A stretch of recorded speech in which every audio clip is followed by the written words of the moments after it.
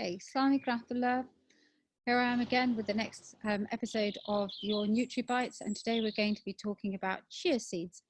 A number of you have asked me, well, what do we do with these seeds? I have a packet in my cupboard, so I'm going to give you some useful tips on how you can use these very, very versatile and nutritious energy-packed seeds, inshallah. So what's so great about chia seeds? Now, chia seeds contain omega-3. Usually we get this from things like eggs and fish.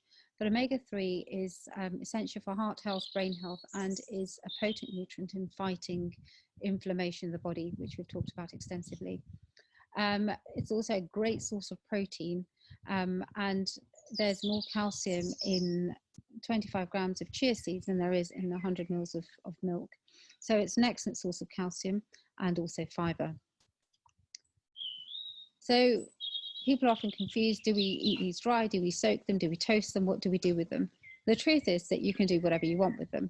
So if you want to have something with a bit of a crunch, you could actually toast the chia seeds and prepare them for your meal. If you want to prepare them for a dessert, you might want to soak them.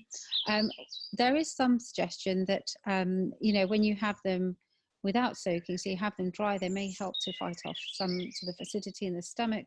But soaked seeds may increase the bioavailability of nutrients, so help to release some of the nutrition, and can be quite hydrating, which makes them fantastic at iftar time, and also sahur time for that purpose. So when you actually soak the chia seeds, what happens is they become quite gelatinous. So they add a different sort of consistency, which makes them great for things like puddings, desserts, and also, you know, breakfasts. So what do we do with them? Well, if you have them dry, or, you know, either as they are or toasted, you could add them to salads. You probably won't even notice that they're there, but you will have added a great superfood to your meal. You can add them to your curries, which I do quite often. If you are baking bread, although we've said to cut back on the carbs, but you could still add in the chia seeds, and you can put them into smoothies. So routinely when we make an iftar smoothie, I will have blended up some chia seeds in there. Then if you decide to soak your seeds, ideally you'd want to soak them overnight so that they are full of hydration. What you saw in the previous slide were some that had been soaked for about 3 or 4 hours, and you can see that there's a lot of difference. The chia seeds that have been soaked are in the plate below, and they're already starting to look quite, almost quite pasty. So if you soak them, some people like to use them in soup as a thickener.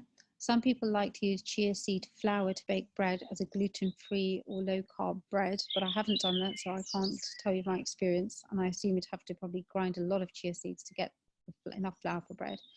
They're pretty much tasteless, so what you're really doing is adding nutrition without compromising taste or texture. If you soak them overnight, they become something called chia pudding because they're kind of soft and gooey and full of hydration. And if you wanted, you could soak them in something like milk or almond milk or cream, and have, you know, actually have a pudding and mix that with honey. The other way to do it, and my favorite way if I use them soaked, is actually in a bircher muesli, which is a form of overnight oats. So you can combine your oats either with Greek yogurt or almond milk, add in some chia seeds, let that all soak. When you want to serve it, you can add in some nuts, some berries and some honey. And there we go, you have a nutritious, power-packed breakfast, or sahur, inshallah, and it takes just minutes. Okay, jazakumullahu khairan, and see you soon. Assalamu alaikum.